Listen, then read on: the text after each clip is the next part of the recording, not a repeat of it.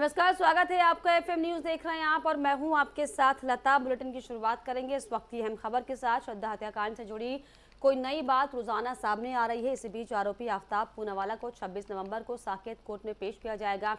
आफ्ताब के police remand को court ने 22 नवंबर को 4 दिन और बढ़ा दिया था, जो कि आज खत्म हो रही है। कोर्ट ने बढ़ाई गई पुलिस रिमांड के दौरान आरोपी आफ्ताब का पॉलीग्राफ और नार्को टेस्ट कराने का निर्देश दिया था। आरोपी आफ्ताब ने 14 दिनों तक की अधिकतम पुलिस रिमांड की अवधि पूरी कर ली है। पुलिस सूत्रों की माने तो कुल 14 दिनों की पुलिस रिमांड के बाद अब शनिवार को आरोपी आफ्ताब को न्यायिक हिरासत में भेजा जा सकता है। इसके अलावा पुलिस आज आफ्ताब की पेशी के दौरान इन 14 दिनों में की गई मामले की जांच रिपोर्ट समेत दूसरे सबूतों को कोर्ट के सामने पेश करेगी। कोर्ट में पेश करने के बाद उसे तिहाड़ जेल भेज दिया जाएगा।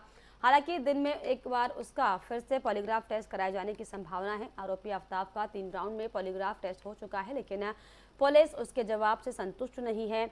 इसलिए अब आफ्ताब नार्को टेस्ट कराए जाने की तैयारी की जा रही है।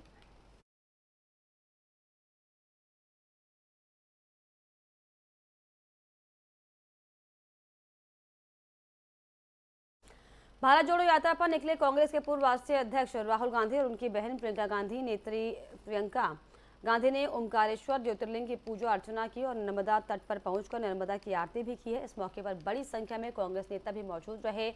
वहीं भारत जोड़ो यात्रा का शुक्रवार को तीसरा दिन था। राहुल गांधी ने खंडवा के खैरदा गांव से अपनी यात्रा की शुरुआत की है और वे कई इलाकों से होते हुए शाम को ओमकारेश्वर पहुंचे। यहां पर राहुल गांधी ने ओमकारेश्वर ज्योतिर्लिंग की पूजा अर्चना की। उनके साथ ही प्रियंका गांधी और रॉबर्ट वाड्रा भी थे। इसके बाद उन्होंने नर्मदा तट पर पहुंचकर पूजा अर्चना की और नर्मदा की आरती भी की है। उन्होंने यहां पर देश की एकता और शांति के लिए आराधना की। कांग्रेस के प्रदेश अध्यक्ष कमलनाथ, प्रदेश प्रभारी जेपी अग्रवाल, पूर्व केंद्रीय मंत्री अरुण यादव और पूर्व मंत्री सचिन यादव भी साथ में मौजूद रहे।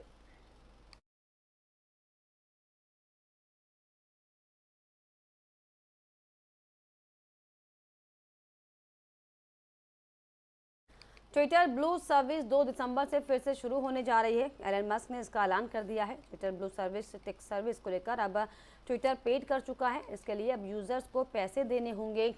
इस सर्विस को कुछ समय पहले ही शुरू किया गया था, लेकिन इसके बढ़ते दुरुपयोग की वजह से इसे बंद किया गया था। साथ ही साथ अब ट्विटर चेक मार्क एक से ज्यादा कलर में दिखने को मिलेगा। आइए आपको बताते हैं कौन सा कलर किसके लिए होगा। ब्लू टिक पैड सर्विस 2 दिसंबर से फिर से रिलॉन्च होने जा रही है और इस बार ट्विटर चेकमार्क को 3 अलग अलग रंगों में अलग अलग पेशे से जुड़े लोगों को दिया जाएगा।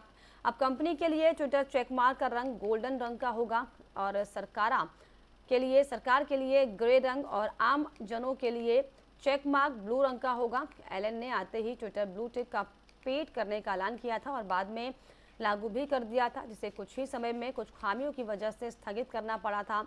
अमेरिका और बाकी के देशों में ब्लू टिक के लिए $8 का चार्ज, सब्सक्रिप्शन चार्ज और भारत में सर्विस के लिए 720 रुपए के लिए चार्ज किए जाएंगे।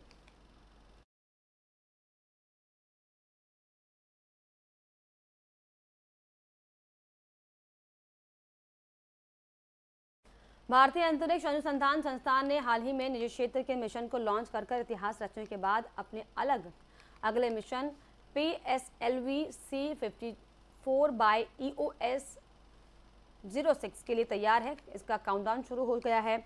इस मिशन के तहत इसरो ओशन सेट सीरीज के 3rd जनरेशन का सैटेलाइट ओशन सेट 3rd के साथ 8 नैनो सैटेलाइट को लॉन्च करेगा।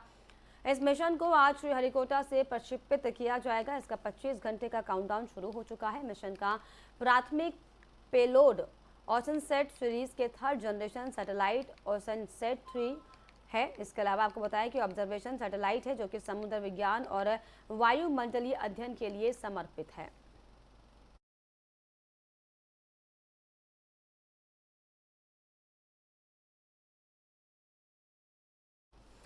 हिमालय की गोद में बसे पहाड़ी राज्यों में बर्फबारी के चलते अब मैदानी इलाकों में सर्दी का एहसास होने लगा है। दिल्ली एनसीआर सहित पूरे उत्तर भारत में सुबह शाम के वक्त लोगों को ठिठुरन महसूस होने लगी है। दिल्ली एनसीआर में इस हफ्ते की शुरुआत से ही तापमान में गिरावट देखी जा रही है। सुबह और शाम के समय धुंध छाई रहती है और अब सर्दी और बढ़ सकती है, क्योंकि दक्षिण भारत में बारिश शुरू हो चुकी है।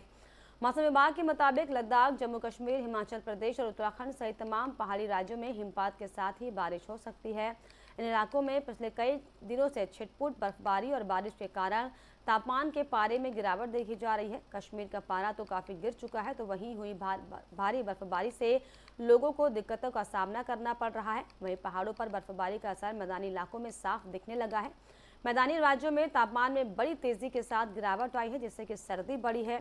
दिल्ली के अलावा दूसरे राज्यों में भी तापमान में गिरावट आ सकती है। मौसम विभाग की माने तो मध्य प्रदेश की राजधानी भोपाल में न्यूनतम तापमान 12 डिग्री और अधिकतम तापमान 28 डिग्री सेल्सियस रहने वाला है। वहीं चंडीगढ़ में भी न्यूनतम तापमान 9 डिग्री रहने का अनुमान लगाया गया है।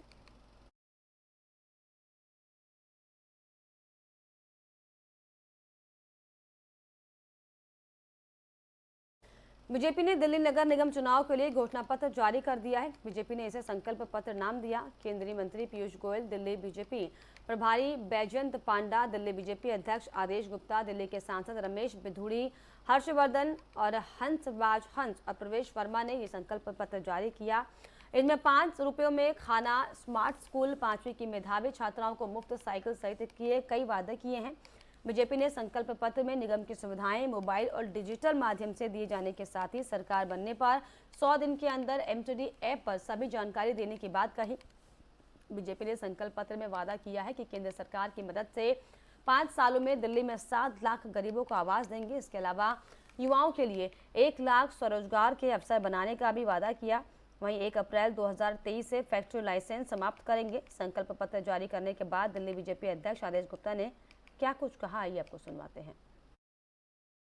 भारतीय जनता पार्टी दिल्ली नगर निगम चुनाव के अंदर हमारा जो संकल्प है, हमने व्यापारियों को ईज ऑफ डूइंग बिजनेस के तहत पहले भी बहुत सारे पारदर्शी और आसान प्रक्रियाओं को किया है। इस बार हम जो हेल्थ लाइसेंस है, ट्रेड लाइसेंस है, उसकी प्रक्रिया को और आसान बनाएंगे ताकि किसी भी रूप में एमसीडी के इंस्पेक्टर राज का सामना किसी भी व्यापारी को, चाहे वो छोटा हो या बड़ा हो, उसको ना करना पड़े। फैक्ट्री लाइसेंस बिल्कुल समाप्त करके, फैक्ट्री लाइसेंस की प्रक्रिया बिल्कुल ही समाप्त करके हम उसको करेंगे। इस बार हमने फैक्ट्री लाइसेंस समाप्त कर दिया था, लेकिन दिल्ली सरकार ने इस प्रस्ताव को मंजूरी नहीं दी। हम केंद्र सरकार की मदद से इस फैक्ट्री लाइसेंस को बिल्कुल समाप्त करेंगे। दिल्ली में पार्किंग समस्या व्यापारियों के लिए एक बहुत सरदर्द रहती है, जहां उनका व्यवसाय इसके कारण से प्रभावित होता है। इसलिए दिल्ली नगर निगम ने ये संकल्प लिया है, आने वाले दिनों में सभी छोटे बड़े बाजारों में हम पार्किंग की व्यवस्था को सुदृढ़ करें।